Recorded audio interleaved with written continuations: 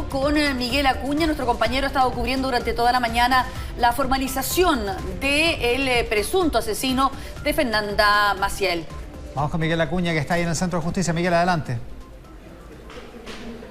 ¿Cómo están, muchachos? Fíjense que a las 11:15 ingresamos a esta audiencia que todavía se extiende y que está todavía en el proceso de entregar los antecedentes por parte de la fiscal del caso. Hasta el momento hemos ido confirmando toda la información que se fue dando a conocer a lo largo de estos días, a partir del fin de semana, cuando se encuentra el cuerpo de Fernanda. Vamos a tratar de resumir. Se acaban de abrir las puertas por un segundo, ahí se están cerrando lo que ha sucedido hasta este momento. Primero, la fiscal toma la palabra y señala que se va a formalizar a Felipe Rojas porque ese día, el 10 de febrero, con un lazo, estranguló a Fernanda Damaris Maciel Correa. La ató de manos. Rojas sabía perfectamente que se encontraba embarazada, ejerció violencia a sabiendas que esta sería una doble muerte. Luego de eso excavó y puso el cuerpo de Fernanda envuelto con un género y cal, y esto se califica por parte de la Fiscalía, que formalizó ya a este sujeto como homicidio calificado, aborto e inhumación ilegal. Eso es lo primero que se entrega en las audiencias, en donde se le pregunta al acusado, al imputado, si entendió la imputación que le está haciendo el Ministerio Público. En este caso, él asentó con su cabeza, pero la fiscal lo obligó a señalarlo verbalmente, y él señaló que sí, lo entendía. Luego de eso se comienzan a entregar los detalles de cómo se habrían producido los hechos. En este caso se señala que a partir de la desaparición de Fernanda, una semana después se iniciaron los trabajos por parte de la SEP, que en ese momento trabajaba con la Fiscalía Centro Norte. En esa primera semana se conversó con Felipe Rojas porque se tenía el antecedente que habían quedado de acuerdo de juntarse en la bodega. Él reconoce. Recuerden que eran vecinos, vivían en casas contiguas, se reunieron, tomaron contacto a través de la pared, se pidieron papelillos y se supone que quedaron de acuerdo en ir a fumar marihuana a esta bodega. Él señala en esta primera declaración que justamente ocurrió esta conversación, que nunca se produjo una reunión de ella con él en la bodega, que él la esperó y que finalmente salió a andar en bicicleta. Reconoce en ese momento tener las llaves de la bodega, pero dice que ya las había entregado. Carabineros, a partir de ese momento, va hacia la persona que presumiblemente le había entregado las llaves, y esta le reconoce que había entregado las llaves, pero no en la fecha que lo había señalado Felipe Rojas, sino que en el mismo día que mintió, él fue y entregó las llaves de esta bodega. El 28 de febrero nuevamente entrevistan a Rojas y niega nuevamente que se habían juntado en la bodega, y dice nuevamente que salió a andar en bicicleta hacia Recoleta y volvió a darle comida a los dos perros que están al interior de ese recinto en el pasaje Jaima. El 2 de marzo, muchachos, se suma la BRIUP, la Brigada de Ubicación de Personas de la Policía de Investigaciones, a este proceso para ubicar a la joven. Esa es la orden que le entrega la Fiscalía Centro Norte. Hubo varias tesis que se fueron desarrollando a partir de este instante. Primero, había una tesis relacionada con droga, que se le había pedido guardar una cierta cantidad de cocaína por un pago de 200.000 pesos y que no la había entregado. Se tuvo que descartar esa hipótesis, por supuesto, con diligencias. Se descarta esa situación. Luego, también se estudió la posibilidad de que la pareja de una persona que se encontraba presa hubiese sido la culpable de la desaparición de Fernanda. Se hicieron todas las consultas, se investigó esa tesis y también se llegó a la conclusión de que era falsa. En mayo, nuevamente se llega a la bodega, a la casa y a la pieza. Se realiza una nueva entrevista a la familia, incluso en esta oportunidad por parte de la BRIUP, le toma declaración a Rojas y él vuelve a decir lo mismo y ya se comienza a enojar. Dice que no le pregunten más porque en buen chileno se encontraba muy volado al momento de tener esta conversación con Fernanda, y eso hace entonces que se moleste y hasta ahí llegue la conversación con la Brigada de Ubicación de Personas. Comienza la búsqueda a partir de ese instante, ya a partir de mayo del 2018, en los canales. Aquí vienen todas las búsquedas que se fueron realizando en el canal canal El Carmen, en un canal cercano también ahí en la comuna de Conchalí y en diversos sitios en donde se recibió la información. Incluso hubo búsquedas fuera de Santiago. Todas esas, como ustedes recordarán, se terminaron con resultados negativos. Fíjense que según el registro de las cámaras, el 12 de febrero hace ingreso a la bodega con un saco de cemento y cal. Se le pide un informe a la BRIU para que investigue esta situación y así comienza a hacer un empadronamiento a todas las ferreterías cercanas al lugar, a la calle Yaima, a la esquina con Pontiagudo. Se llega a esta ferretería que está ubicada en Diego Silva con Independencia, la que mostramos ayer nosotros en la nota de Pablo Álamos, y es ahí entonces en donde compra con dinero en efectivo un saco de cemento y también un saco de cal. El 12 de febrero, ojo, ya se tenía este antecedente. ¿Sabe lo que hemos estado esperando durante todo este tiempo? Que se han ido señalando los hechos y se ha ido ubicando a esta persona como el responsable de este asesinato, muchachos. Es la motivación. Y todavía no se ha entregado la motivación que había tenido este sujeto de 25 años para quitarle la vida a Fernanda. Se señala que finalmente todo lo que desemboca en el hallazgo del cuerpo de Fernanda es un testimonio que se entrega el 23 de junio a la policía, a Carabineros, por parte de Natalia Huantrupipay Zúñiga. Ella es la novia de Felipe, que dice que en ese momento él le pide terminar porque estaba muy raro hace muchos días y él le dice: ¿qué pasa? ¿Qué sucede? ¿Qué tienes que contarme? Él saca el celular de ella, saca su celular, lo lleva hacia el comedor, saca su computador, lo envuelve, lo guarda en un closet y a partir de ese instante comienza a señalarle la versión suya de los hechos. ¿Tienen alguna consulta antes de que yo le comente cómo se produjeron los hechos según el testimonio de la pareja de Felipe Rojas? No, Miguel, sigamos adelante. ¿Iván? No, sigamos. Sí, sigamos adelante entonces. Ya. Ella señala textual, dice que su pareja se puso a llorar, le pregunté qué le había pasado, le dijo que él me contó que efectivamente se había juntado con Fernanda esa vez en la bodega, señala que se había caído y que se pegó en la cabeza y convulsionó y se fue. Nos evitamos entregar antecedentes que son muy escabrosos, pero dice que se fue. A partir de ese instante se fue. Es decir, se murió y estaba tan volado, vuelve a ocupar la misma frase, que no tomé buenas decisiones. A partir de ese instante hice un hoyo, la sepulté, tomé su celular, lo formateé y luego de eso lo fui a vender al persa. Ese es el testimonio que le entrega la policía, que le entrega la polola de Rojas a la policía, y ya con ese antecedente se va a la bodega, al lugar específico, se cava y se encuentra el cuerpo de Fernanda en una profundidad de 70 centímetros, 75 por 75, una especie de cripta en donde la primera aparición que tienen después de romper el concreto es esta bolsa podríamos decir, de tela, el cal evidentemente que estaba esparcido en todas partes y el hallazgo del cuerpo que se encontraba en muy buenas condiciones, señaló la fiscal. Apareció Fernanda entonces, se aprecia a primera vista la presencia de Fernanda y la presencia del bebé nonato, de la guaguita que perdió. Fíjese que estaba el cuerpo de Fernanda con signos de violencia, telas alrededor del cuello, su vestido se encontraba roto, estaba desnuda con su ropa interior en un costado, y a partir de ese instante no se sostuvo la tesis que había entregado Felipe a su polola, porque no hubo golpe en la cabeza. La tanatóloga, la especialista que observó el cuerpo, de inmediato comenzó a elaborar una tesis en cuanto a que esta había sido una muerte violenta y que no había existido una caída como lo había señalado Felipe Rojas. E incluso se despacharon o se pidieron de inmediato informes, peritajes sexuales, peritajes que tienen que ver para saber si se produjo un abuso sexual en contra de Fernanda. Fernanda antes de su muerte. Esos informes tienen que despacharse dentro de los próximos días y podría incluso, muchachos, haber una reformalización.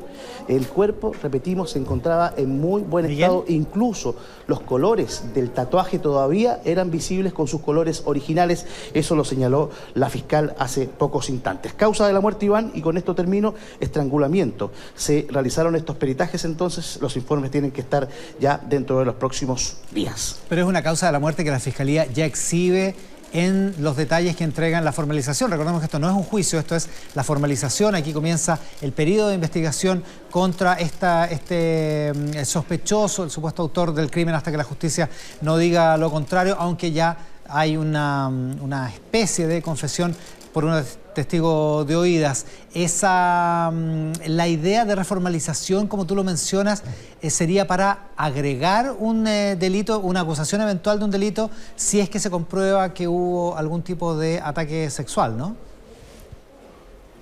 Sí, señalar primero, Iván, que este informe es el informe de la autopsia, es un informe científico, sí, claro, que fue despachado por el Servicio Médico Legal y que decía la fiscal que la especialista, la doctora que observó, la médico que observó el cuerpo, de inmediato pidió estos informes porque a primera vista y según su experiencia una situación de ese tipo habría ocurrido. Ahora solamente se tiene que esperar la confirmación científica a través de este informe y ahí se reformalizaría a esta persona por violación o por abuso sexual, según lo que se pueda establecer. Queda también de manifiesto que hubo también el delito de aborto, también se tenía esa duda en un primer momento, pero se confirma también con este informe tanatológico. Claro, pero se le agregaría un cargo, digo, no es que se cambie, como a veces se reformaliza, se cambia un delito por otro, sino que se le agregaría el de violación. ¿Miguel? Exactamente, serían entonces el homicidio calificado, Mónica, sería el aborto, la inhumación ilegal y se sumaría posiblemente un cuarto delito de violación o abuso sexual. Ahora, como bien decía Iván, esta es la audiencia de formalización, no es el juicio, se están presentando los antecedentes incriminatorios que existen, pero lo que tú nos contabas, que fue un relato impresionante todo lo que nos dijiste. Escuchemos, muchachos, están abajo. Hay reacción por parte de la familia en estos instantes. Ustedes pueden escuchar los gritos que se están sintiendo abajo porque están produciendo incidentes. Ustedes tienen que entender que nosotros estamos en el segundo piso, no en el primero, en donde se encuentra la familia y las personas más cercanas a Fernanda. Esa es la reacción que han tenido estas personas al enterarse de todos estos detalles que se han señalado acá en la formalización. Llantos. Escuchamos mucho dolor a raíz de lo que han escuchado en voz de los fiscales. Vamos a preguntar a ver qué es lo que sucedió. Como decíamos, no tenemos el acceso a qué sucedió. Sí. Salió llorando. Sí, estamos hablando con una de las fiscales, pero no está en este caso, pero nos explica qué podría haber ocurrido. Estábamos recién en la parte en donde la fiscal estaba entregando los antecedentes. Pueden haber tenido, haber visto alguna imagen que se mostró ahí. Me imagino, porque él salió sumamente alterado. El novio fue. El novio, claro. Claro, Petersen salió entonces así gritando, así de esa manera. Vamos a ver, vamos a salir hacia el exterior porque seguramente va a salir porque está... vienen todos hacia acá, hasta donde nos encontramos nosotros, pero se encuentra abajo. Tiene que salir por acá, ¿cierto? Esta es la única salida en donde se encuentran los familiares de Fernanda. Claro, fueron detalles muy, pero muy fuertes los que se conocieron en esta parte de la audiencia. Y cuando nosotros salimos, Iván, esta audiencia, a todo esto se permitió grabar los primeros 5 minutos con las cámaras. ¿Ya? Solamente los primeros 5 minutos, y van a poder ingresar los camarógrafos cuando se tome la decisión en cuanto a las medidas cautelares que se van a decretar en torno a Felipe Rojas. Claro, tienen que haber observado algo. Tenía una pantalla la fiscal en donde se fue colocando una especie de collage con las fotografías, con las cámaras en donde estaban ubicadas, pero no se habían mostrado las imágenes de las cámaras. Tiene que haber existido algún antecedente que se entregó hace pocos momentos que hizo que el novio de Fernanda y padre también de la criatura que no nació finalmente, que murió a raíz de este ataque, según lo que está señalando la fiscalía, tienen que haber vivido. Se está desarrollando en estos momentos entonces la audiencia con esta interrupción con este llanto, con este grito de tristeza, me imagino de mucho dolor que tuvo esta persona al enterarse de estos detalles. Decíamos que justamente en la jornada de anoche Petersen conversó con Bienvenidos, entregó su visión, ¿sí? Y vamos a escuchar las declaraciones del novio de Fernanda, quien así se expresaba con nuestro matinal en horas de anoche en una entrevista que entregó a nuestros colegas. Yo, claro, esa vez me abrazó, me dio las condolencias y me dijo, yo sé lo que tú estás pasando. Claro, yo las tomé como era un amigo de Fernanda que vivía al lado, nunca pensé, como llevaba 3 días desaparecida, que este desgraciado tenía algo que ver. Este tipo mintió desde el principio, claro, lo fuimos enterando con el tiempo de la investigación y todas las cosas que iba mintiendo, iban contradiciéndose en sus declaraciones, en las entrevistas policiales, siempre andaba a la defensiva, siempre tenía que ir con un abogado. En el video aparecía Fernanda y aparecía él, po. Entonces él no podría haber dicho que no la vio, po. ¿Cachai? Por último haber dicho, sí, la vi, pero no sé, yo seguí en mi dirección y ella siguió su dirección. La saludé y listo, po. Nunca fue una de las versiones, po. Entonces empezamos a sacar conclusión, Fernanda tampoco cruzó la bodega, porque había más cámaras que la señalaban más allá, ¿cachai? Que si hubiese pasado. Este desgraciado la tuvo ahí sábado, domingo, lunes, martes. Entonces yo puedo dar a pensar que a lo mejor este desgraciado le pegó y la dejó inconsciente. Y la maniató y la tuvo adentro, encerrada dentro de la bodega. Tenía bien clara la situación Luis Petersen, Sí. respecto de lo que pudo haber pasado. ¿Miguel? De hecho, con los días, fíjense que el 10 de febrero se habría producido el asesinato y el 13 de febrero es cuando él aparece en las cámaras, lo vimos en la nota de Pablo Álamos también, ingresando con esta bicicleta, con estos sacos de cemento y también de cal. Presumimos que el hoyo lo hizo antes y después ya para cubrir y poner losa arriba se produjo ese 13 de febrero. Fíjense que el horario que tiene la policía y la fiscalía de ingreso a la bodega cuando se le pierde el rastro definitivamente es el 10 de febrero a las 17:28 horas ingresa a la bodega. En este planteamiento que ha hecho la Fiscalía se señala y se dieron a conocer algunas conversaciones de WhatsApp en donde se hablaba con familiaridad respecto de la bodega. Decían que habitualmente iban a fumar marihuana hasta ese sector. Incluso esa conversación que tienen por la muralla era para ver si tenían papelillos para poder fabricar los cigarros de marihuana. Son los datos que se han ido conociendo a partir de este instante, y tú tienes una consulta, Mónica, cuénteme. Sí, es que te estaba preguntando justo cuando ocurre este exabrupto del pololo de Fernanda, precisamente aquello, o sea, yo estaba impactada con el relato que tú estabas contando, con todos los detalles de finalmente que ahora, después de tantos meses, sabemos prácticamente lo que ocurrió. Yo sé que esta audiencia de formalización no es el juicio, pero tú mencionabas que en el fondo este joven está confeso, ¿no? Es parte de la confesión que hace a la policía que él la habría matado, ¿o no? Cuando mencionas ese testimonio. Es que técnicamente no está confeso, Mónica, puesto que ¿Ya? este fue un testimonio que entregó una tercera persona, en este caso a su novia. La polola, claro, a la polola, ya. Grandes diferencias de lo que realmente sucedió. Él señala que fue una muerte accidental, que se le cayó, que convulsionó y que tomó malas decisiones y que posteriormente la sepultó, la enterró al interior de la bodega, pero eso claramente y a la luz de los antecedentes que surgieron con el hallazgo y con la autopsia, con el informe de autopsia, no ocurrió eso. Claramente que hay un asesinato, hay un estrangulamiento por parte de este sujeto hacia esta joven de 21 años. ¿Saben lo que sucedió? Ya tenemos el dato, ya de manera interna nos han hecho llegar. Se mostró en la audiencia el video cuando él se devuelve y llega a su domicilio. Y es en ese instante cuando no soporta a Luis Petersen en esta situación y le grita todo. Lo insulta por esa situación en donde se apreciaba, como habíamos dicho nosotros, esta secuencia seguramente después de conocer los antecedentes. Yo creo que fue el colorario, fue la gota que rebasó el vaso y reaccionó así, de esta manera. Ustedes ven esta cinta acá, esto es Solamente se coloca aquí porque para que no ingrese la prensa, para que no ingresen terceras personas, solamente fiscales y las personas que están autorizadas y que están chequeadas acá en la Fiscalía para poder ingresar a la sala de audiencias. Repito, nosotros los medios de comunicación nos encontramos en un piso que está por sobre la sala, en donde nosotros pudimos grabar con nuestras cámaras los primeros 5 minutos. Se nos pidió que los camarógrafos salieran y nos quedamos nosotros los periodistas escuchando estos antecedentes que ha entregado la Fiscalía. Les decía que se ha dado a conocer una serie de hechos, pero todavía no habíamos escuchado hasta cuando nosotros salimos las motivaciones Miguel, que tuvo Felipe Rojas para quitarle la vida a Fernanda. Se han hablado de muchas situaciones que pudieron haber ocurrido, pero ninguna se ha oficializado, por lo menos en voz de Carabineros o también por la Fiscalía.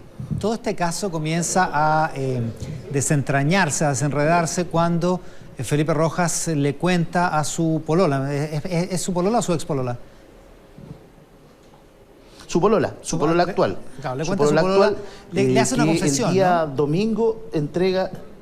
Sí, le hace la confesión porque había estado ya muy apesadumbrado, ya señala ella que había estado observando los matinales, había estado viendo las notas en donde se les indicaba como el principal responsable, ya no pudo más seguramente con la culpa, pero entregó esta versión matizada y entrega este testimonio a su novia y esta a su vez entrega los datos a la policía y claro, ahí se llega entonces al lugar en donde precisamente se encontraba el cuerpo. Bueno, acá todavía, se han escuchado cómo se ha trabajado. Recuerden las críticas que hubo en la jornada de ayer en cuanto a que casos tan emblemáticos y difíciles, según muchos decían que se tiene que trabajar con una sola policía para que no hayan dos investigaciones paralelas. ¿Se acuerdan ustedes? Sí, claro. Bueno, aquí queda de manifiesto que en primera instancia se le pidió el apoyo a Carabineros y luego se optó por la BRIUP y luego se siguió con Carabineros. Hubo una serie de informes que se despacharon, también lo conocimos ayer en la nota de Pablo Álamos, que fueron despachados por la Policía de Investigaciones, que solicitó incluso entrevistas a la fiscal y que les había dicho las respuestas que estaban ahí en esos documentos que no se necesitaban o que no era necesario entonces esos informes. Iván. No, habrá todavía mucho paño que cortar respecto de la investigación y los eventuales errores que se han cometido en estos meses. No obstante, la polola del ahora único inculpado colabora de inmediato con la justicia y va de inmediato a la policía a prestar esta declaración como testigo de oídas, como dicen los abogados en este caso. Eso a ella la desvincula de cualquier tipo de responsabilidad, no se le puede sindicar como cómplice ni nada por el estilo, digamos. No, porque incluso al momento de producirse este asesinato, la desaparición y todo lo que sucedió, él tenía otra pareja. Esta es una pareja que él comenzó a tener su relación con ella después, posterior a ocurrido los hechos. Natalia Huantrupipay Zúñiga se nombró en esta audiencia y ella señala textualmente que él comenzó su confusión poniéndose a llorar con sollozos. Una situación importante, Iván, Mónica, que sucedió en la audiencia, que se me había olvidado contárselas, que me llamó mucho la atención. Se ubicó esta pantalla en donde se fueron dando a conocer los detalles audiovisuales, en donde estaban ubicadas las cámaras, cómo se hizo el barrido, a los lugares que se acudió, las distancias y todo eso, y casi toda la audiencia, yo creo que el 80% de la audiencia fue en dirección a la mano derecha en donde se encontraba la pantalla. Él estaba ubicado, si ustedes lo ven en las imágenes que alcanzamos a grabar, hacia el costado izquierdo, siempre con la mirada fija hacia adelante. En ningún instante quiso observar, quiso mirar, quiso poner algo de atención a lo que estaba pasando en la pantalla y a la explicación que estaba entregando la fiscal. O sea, se mantuvo de una manera durante toda la audiencia con la mirada fija hacia adelante y muy tranquilo. Lo observamos muy, pero muy tranquilos. Eso te iba a decir.